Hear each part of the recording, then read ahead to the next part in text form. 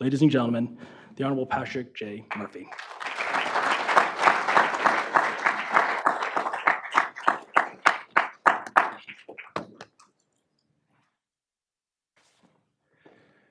Colonel, thank you so much for that introduction. I really appreciate it. You're a hard act to follow, and I do appreciate, actually, I was writing down notes because I'm always a believer of God gave us all 2 eyes, 2 ears, but only 1 mouth for a reason. So thanks for sharing that. Let me just begin by just saying that to the 19 cadets that are getting commissioned today and the 4 that were commissioned in December, congratulations for making this the legacy of this school, for making history as the Army's newest host program. You should be really proud, and I know your family and your friends are proud of you, but it's an honor for me to be part of your special day, so thank you for having me here today. I do want to also thank Dr. Ken, thank you very much for all your support for this program. Appreciate it. To the Nova Southeastern University Dean, the Representative Jared Moskowitz, his office, and really a special thank you to the 9 cadre members on Colonel Weaver's team who do a phenomenal job day in and day out, really sharpening the skills of these future Army officers. So thank you so very much for having me here today. You know, I would just begin by saying that when you take that oath today, the President of the United States is putting a special trust and confidence in you to take that oath, to take that solemn oath, to support and defend the Constitution of the United States against all enemies, foreign and domestic. And that oath to lead our young men and women in our Army is an awesome responsibility. But your training here today, your training here throughout these several years has enabled you to have that special trust and confidence to lead men and women, the sons and daughters of our American families. That oath is one I took 30 years ago. One of the young lieutenants is Paul McCullough IV. I served with his father in the Army. We were cadets together. And Colonel Weaver, just like your program here that grew, I started at a small Catholic college called King's College. It's in Wilkes-Barre, Pennsylvania. There was 3 cadets when I started in the whole program. We're a satellite program. By the time I graduated, and then Paul was a year after me, there was 30 cadets. Then eventually became a host program itself, right? But that's what leadership does. And the leadership of you and your team have really grown this program, and it's something to really be proud of. I know I mentioned that oath in that Constitution. Colonel Weaver was very generous in his bio.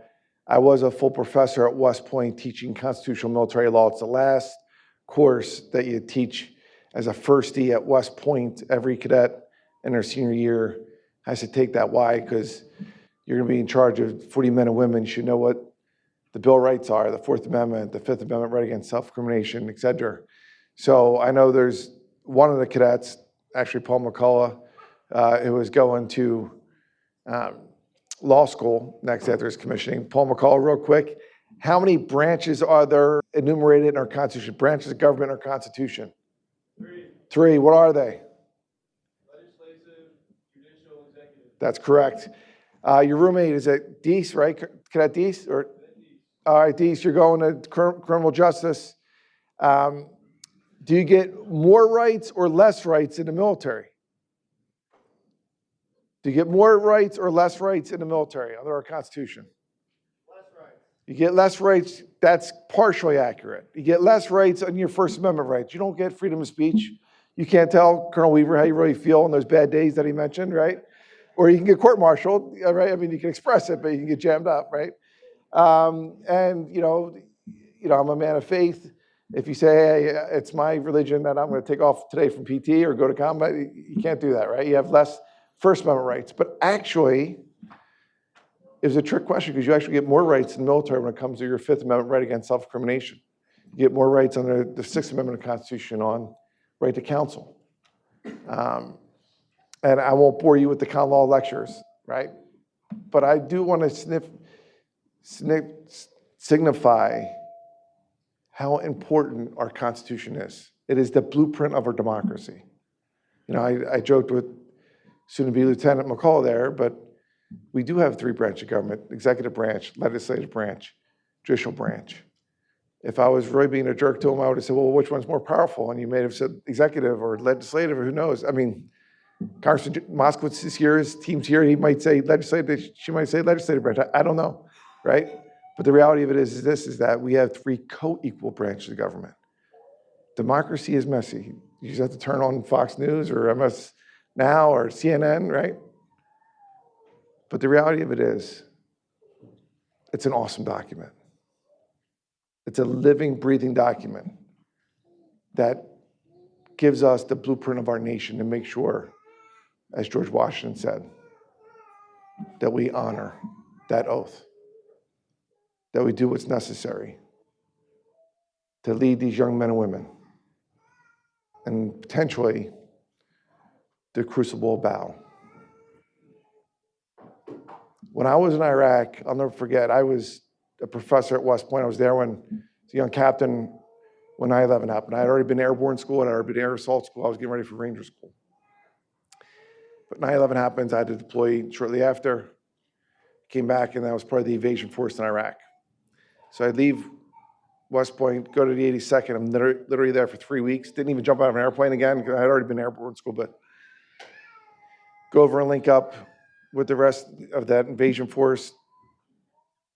And I was there, and eventually after we left the next year, a captain who followed me said, hey, Captain Murphy, we're not like the 82nd. We can't leave the FAU, the Fort Operating Base. We can't leave the wire. It's too dangerous. We're not trained like all of you in the 82nd. I said, hey man, I was only in the division for 3 weeks. I haven't even jumped on an airplane yet. And I go, all the training that I got was in ROTC for the most part. I mean, you still train, but that intense training. And ladies and gentlemen, it's simple. Can you do 3 tasks? Can you shoot? Can you move? Can you communicate? Communicate across the ranks, below the ranks, above the ranks. Because when you have that leadership responsibility of the sons and daughters of our American families, that's an awesome responsibility. And you know, for those who don't know, our Army, there's 1.3 million folks in our Army. With all due respect to the Navy veterans in here, and Air Force and Marines, and it's America's varsity team. So there you go. That's Mom, I love you. Thanks, Mom. So we have 1 million soldiers. We are deployed as an Army to over 170 foreign nations. Our duty is to make sure that we keep our families here home and safe, and that we win. Now, when you look at our Army, and you look at the oath that you're taking, it's not just today to become a second lieutenant and then get promoted to first lieutenant and captain. You're committing yourself to be a leader of character for a lifetime of service, even after you hang up the uniform, even after your time is done.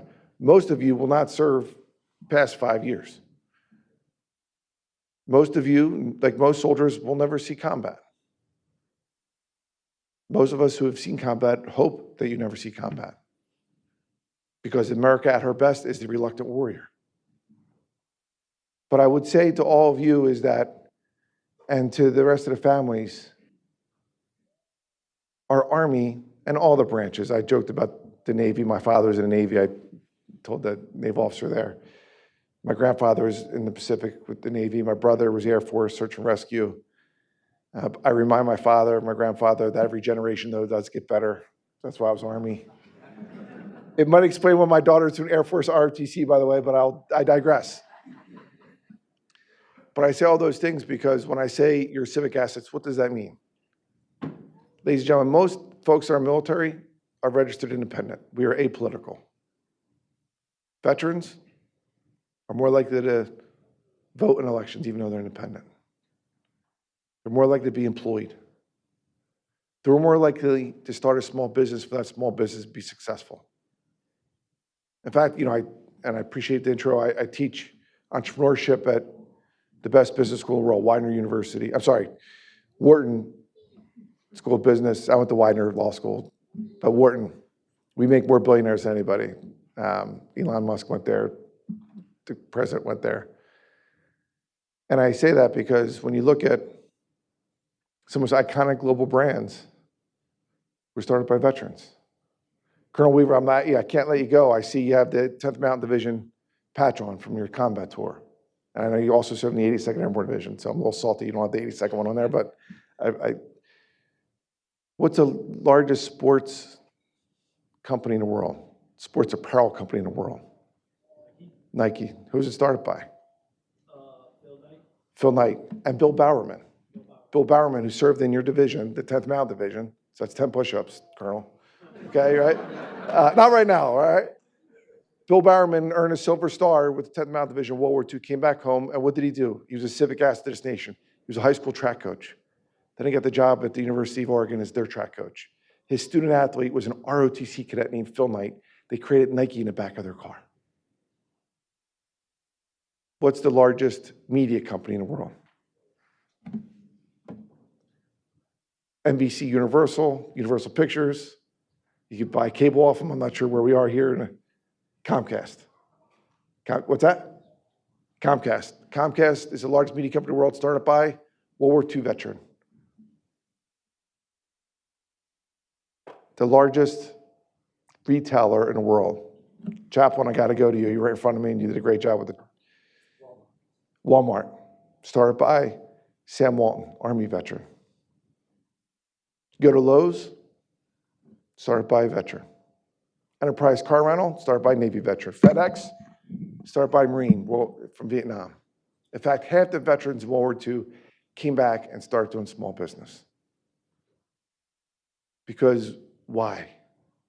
Because what they ingrained to you these last 4 years, things that we take for granted in the military, things like discipline, initiative, respect, honor, integrity, personal courage, loyalty. Unfortunately, of our generation of Iraq, Afghanistan veterans, it's less than 5% that start doing small business. So it went from 50% to less than 5%. I just say that because a lot of folks out there don't think of our Army as this great innovation tool, as a great place where entrepreneurs learn what it takes to lead men and women with a common cause, a common purpose, and the desire to win. That is your task at hand.